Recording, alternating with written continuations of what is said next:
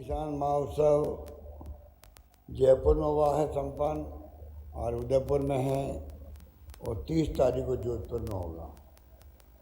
इस प्रकार हर संभाग के अंदर ये किसान महोत्सव के माध्यम से जो आधुनिक तकनीक है किसानों के लिए ईजाद होती रहती है। वैज्ञानिक कई प्रयोग करता है, रिसर्च करता है और रिसर्च का फ़ायदा किसान तक पहुँचे, खेत तक पहुँचे। नए नए उपकरण आते हैं, नई नई तकनीक होती है। इतनी ज़रूरी है कि हम लोग ऐसे मेले लगा करके, उत्सव मना करके किसानों को अवगत करवाएं। जो उत्साह किसान ले रहे हैं इन मेलों के अंदर, उत्सव के अंदर, ये इस बात का प्रतीक भी है कि किसानों में लालसा है हम प्रोग्रेसिव किसान बने। हम ट्रेडिशनल खेती करते करते तो सालों बीत गए, पर आधुनिक खेती करना भी जरूरी है। आधुनिक यंत्रों से, आधुनिक तकनीक से, आधुनिक जो वैज्ञानिक तरीके सिखाते हैं उनसे उत्पादन बढ़ता है, क्वालिटी बढ़ती है और मंडियाँ बनी हुई है। आज यहाँ गौड़ मंडी का भी आज उद्घाटन होगा। शानदार मंडी बनी है। भी मैं मुरारी मीणा को, तमाम इनके विभाग के लोगों को बधाई देना चाहूँगा।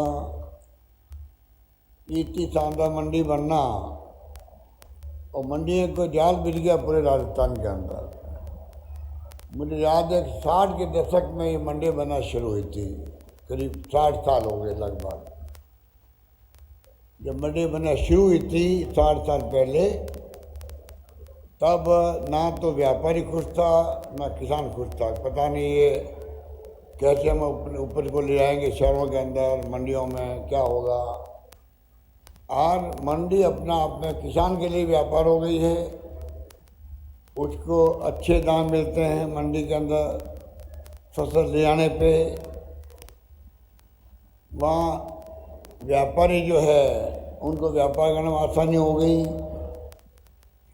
आईटी का ज़माना है, आईटी के माध्यम से जुड़ गए मंडियाँ, तमाम मंडियाँ प्रदेश के अंदर भी, देश के अंदर भी जुड़ जाती है। अगर हम चाहें तो भाव अच्छे से अच्छे में मिले, उसकी जानकारी प्राप्त हो सकती है। तो ये तमाम आज़ादी के बाद में जिस प्रकार से पंडित जवाहरलाल नेहरू ने जो शुरुआत करी थी पैरों पे खड़े होने की, हमारा मुल्क पैरों पे खड़ा हो, अमेरिका, रशिया, जर्मनी, जापान के ऊपर डिपेंड नहीं रहे। कब उनका मूड बदल जाए सहयोग करने से पता नहीं लगता है।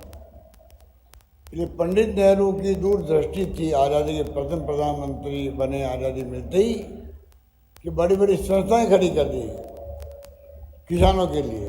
रिसर्च सेंटर खड़े कर दिए। Indian council of agriculture research का सेंटर बना दिया, ICAR बना दिया, बड़े बड़े बांध बनाए, बड़े बड़े कल कारखाना बनाए। हालात ये हो गए पूरे देश के अंदर कि उस वक्त में हम लोग PL 480 का गेहूँ मंगाते थे अमेरिका से, भीख मांग करके हमारे यहाँ लोगों को खिलाने के लिए। आज आप देखिएगा किसानों को श्रेय जाता है, बधाई जाती है, जो पंडित नेहरू हो, जो इंदिरा गांधी हो, जो सोच पैदा करी कि नहीं हम अपने पैरों पे खड़े होंगे। गेहूँ बाहर से क्यों मांगे, किसी से भीख मांगे क्यों। हमारे देश के किसानों में दम कम है, वो पैदा बढ़ा सकते हैं, हमारा मुल्क आत्मनिर्भर बन सकता है। आज आप देखिएगा वक्त आ गया है, हरित क्रांति हुई, वाइट रिवॉल्यूशन हुआ, दूध को लेके बड़े बड़े डेयरियाँ खुली पूरे देश के अंदर। अमूल की तरह, सरस की तरह कितनी डेयरियाँ देश के अंदर हैं। पशुपालकों को फायदा हुआ, किसानों ने क्रांति कर दी, हरित क्रांति। आज हम लोग गेहूं के अंदर एक्सपोर्ट कर सकते हैं, वो हमारी स्थिति बन गई है। और तो बाजरा में, सरसों में, तिलहन में, दलहन में और चने के अंदर आपको मालूम होगा पूरे देश के अंदर राजस्थान नंबर 1 आ गया है। ये स्थिति बन गई, राजस्थान 1 आ गया है। और पालकों के मेहनत से राजस्थान दूध का उत्पादन और ऊन का उत्पादन में भी हम लोग नंबर 1 है देश के अंदर। तो राजस्थान प्रोग्रेसिव स्टेट भी है, राजस्थान प्रगतिशील स्टेट भी है, प्रगति करता जा रहा हर क्षेत्र के अंदर। शिक्षा में भी, स्वास्थ्य सेवा में भी आप देख रहे हो, हमने स्वास्थ्य का अधिनियम बना दिया, राइट टू हेल्थ एक्ट बना दिया, कानून बना दिया है। पूरे प्रदेशवासियों की स्वास्थ्य की जिम्मेवारी सरकार की है कानून बनाने के बाद। ये बहुत क्रांतिकारी काम हुआ है। 25 लाख का बीमा हुआ इलाज का, पर कानून बनना उससे बड़ी बात है। जैसे पार्लियामेंट में डॉक्टर मनमोहन सिंह जी ने, सोनिया गांधी जी ने कानून बनाए 4। नरेगा का बनाया, 2 रुपये किलो गेहूँ मिलेगा देशवासियों को, 3 रुपये किलो चावल मिलेगा कानून के अंतर्गत। मंडी में कोई भाव हो मंडी में, पर उनको मिलेगा 2 रुपये किलो गेहूँ, 3 रुपये किलो चावल, ये कानून है।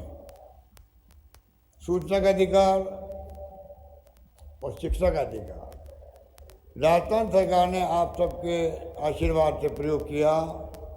स्वास्थ्य का अधिकार मिले सबको, उसी रूप में हम लोग PHC, CHC, sub centre, district hospital, medical college हर जिले के अंदर बनाते जा रहे हैं। एक वक्त आएगा कि मेडिकल में हम लोग टॉप पे पहुंचेंगे। आईपीडी टावर बन रहा है 24 मंजिल का जयपुर के अंदर। तो कहने का मतलब है कि राजस्थान एक प्रोग्रेसिव स्टेट के रूप में आज आ गया है। उसी रूप में हमारी सोच है। 2030 आते आते हम लोग भी राजस्थान देश के अग्रणी राज्य कहलाते हैं, उनकी श्रेणी में आ जाए। अगर नंबर 1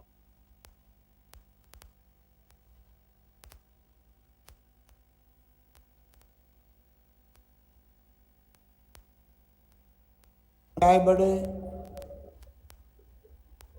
कृषि का उत्पादन बढ़े, यहाँ पर आर्थिक विकास में हम लोग आज नंबर 2 पे आ गए हैं देश के अंदर। नंबर 1 पे आंध्र प्रदेश, नंबर 2 पे राजस्थान आ गया है। तो आप सोच सकते हो हमारी योजनाएं, हमारा वित्तीय प्रबंधन, हमारा विकास सब क्षेत्रों में, आर्थिक विकास दर तब बढ़ती है सब क्षेत्रों में आप आगे बढ़ो। जीडीपी के अंदर, जीडीपी में आज हम लोग आंध्र प्रदेश 11.4% पे और हम लोग 11.04% पे। तो आप सोच सकते हो कि इस प्रकार से हम लोगों ने छलांग लगाई है। सोशल सिक्योरिटी में 1 करोड़ लोगों को पेंशन मिल रही राजस्थान के अंदर, और मिनिमम अपना 1000 रुपये कर दिया अभी। विकलांगों के लिए, विधवाओं के लिए, बुजुर्गों के, महिलाओं और पुरुषों के लिए 1 करोड़ लोगों को पेंशन। और हम तो कहते हैं प्रधानमंत्री जी को राइट टू सोशल सिक्योरिटी। हर परिवार को परिवार चलाने के लिए, क्योंकि इतने गरीब परिवार है, मजदूर होता है बुढ़ापे में तकलीफ आती है उसको भी, ठेले वाला होता है उसको तकलीफ आती है, किसान है, बेटे पौधे होते रहते हैं, बेटे पौधे होते रहते हैं तो जमीन का हिस्सा बंटवारा होता रहता है, आमदनी होती नहीं छोटे से टुकड़े के अंदर। आदिवासी जो रहते हैं बांसवाड़ा, डूंगरपुर के अंदर, उदयपुर में लैंड होल्डिंग बहुत कम है उनके पास में भी। तो ऐसी स्थिति के अंदर उन परिवारों को चाहिए बच्चों को पढ़ाए। जमाना आईटी का है, मोबाइल फ़ोन, इंटरनेट सेवाएं, कंप्यूटर आ गए। राजीव गांधी के सपने के अनुकूल हम कैसे एक्सपर्टाइज करें उनकी। शिक्षा बहुत आवश्यक है ज़िंदगी के अंदर, बिना शिक्षा के अंधेरा है। किसानों के बच्चों को चाहिए एक भी बालक बालिका घर के अंदर ढाणी में, गांव में शिक्षा से वंचित नहीं रहे। सरकार ने बहुत कुछ किया है उनको पढ़ाने के लिए, वो पैसे वालों के साथ में कॉम्पीट कर सके।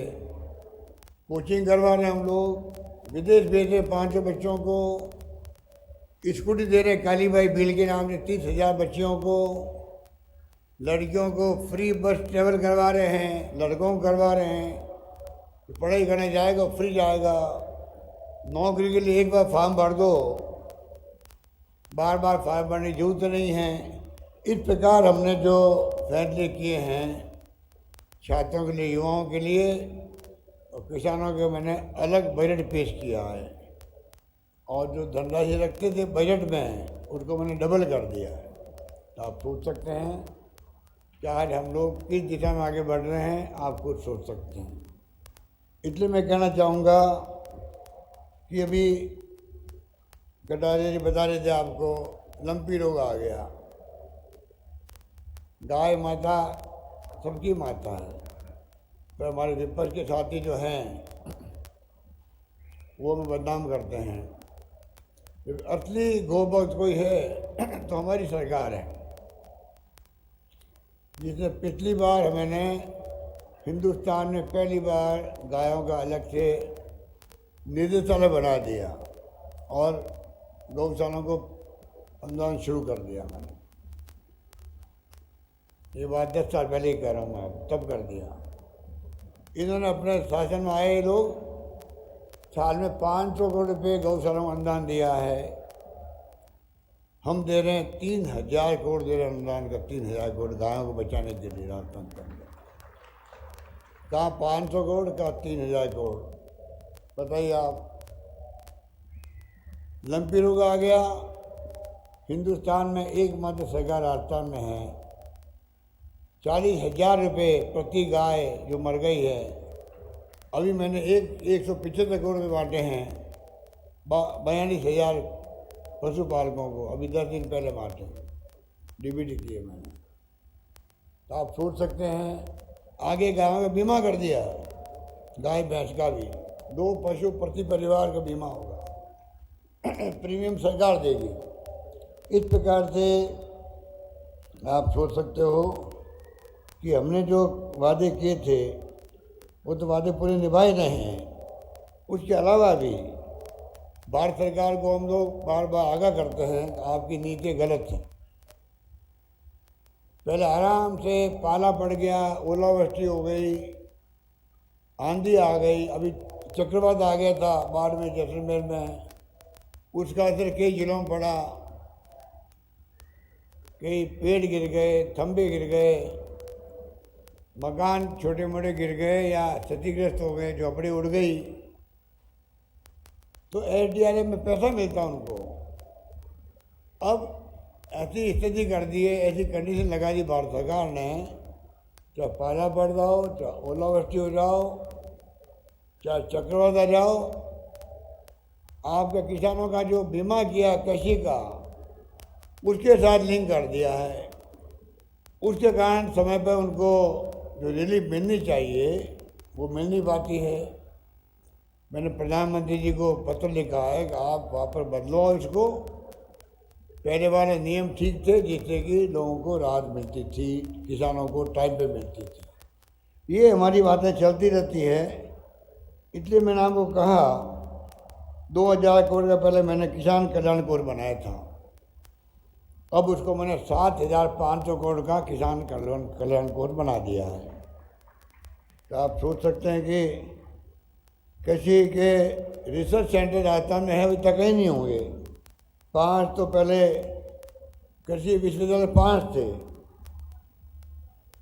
आप बताइए, सरसों का अनुसंधान केंद्र यहाँ पर है, काजरी यहाँ पर है, राजस्थान एग्रीकल्चर रिसर्च इंस्टीट्यूट यहाँ पर है, और 60 कॉलेज जो है, और कृषि कॉलेज 60 हो गई राजस्थान के अंदर, 60। उसमें 42 मैंने बनाई अभी 4 साल के अंदर 42। कहाँ तो 70 साल में बनी होगी 18, और कहाँ 4 साल में बना दी हमने, 42 कॉलेज बना दिए। महाविद्यालय जो कॉलेज होती है पढ़ाई के लिए, 70 साल में बनी 250 और मैंने 4 साल में बना दिए 303 कॉलेज खोल दिए, नई कॉलेज खोल दिए। इस प्रकार बड़े रूप में हम लोग जो है इन कामों का हाथ में लिया है। कैसे राजस्थान का चौमुखी विकास हो, बल्कि लड़कियों के लिए आप लोग जाने खुशी होगी, आपको मालूम होना चाहिए वैसे तो कि लड़कियां भी कृषि का अंदर एक्सपर्टाइज करें, प्रोत्साहन मिले। इसलिए हमने स्कीम बनाई है कि जो सीनियर सेकेंडरी स्कूल में पढ़ेगी लड़कियाँ हैं और कृषि विषय लेगी, उनको 15,000 मिलेंगे प्रतिवर्ष। बीए करेगी और एमए करेगी, उनको मिलेंगे 25,000। और जो कृषि में पीएचडी करेगी, डॉक्टर बनेगी, उनको मिलेंगे 40,000 की प्रोत्साहन राशि मिलेगी। हर चीज़ को सोच समझ के किया जा रहा है राजस्थान के अंदर। ये मैं कहना चाहता हूँ। बच्चों भी जो गरीब होते हैं कोचिंग नहीं कर पाते, पैसे वाले कोचिंग करते हैं, फीस होती है 1 लाख रुपए। 30,000 बच्चों को हम कोचिंग करवा रहे हैं जिससे कि वो कॉम्पीट कर सके पैसे वालों बच्चों के साथ। 500 बच्चों विदेश क्यों भेज रहे हैं? पैसे वाले विदेश जा सकते हैं, हमारे बच्चे क्यों नहीं जाएं? गरीब लोगों के, किसानों के 500 बच्चों को प्रति वर्ष भेजेंगे हम लोग विदेश के अंदर, जिससे कि वो पढ़ लिख करके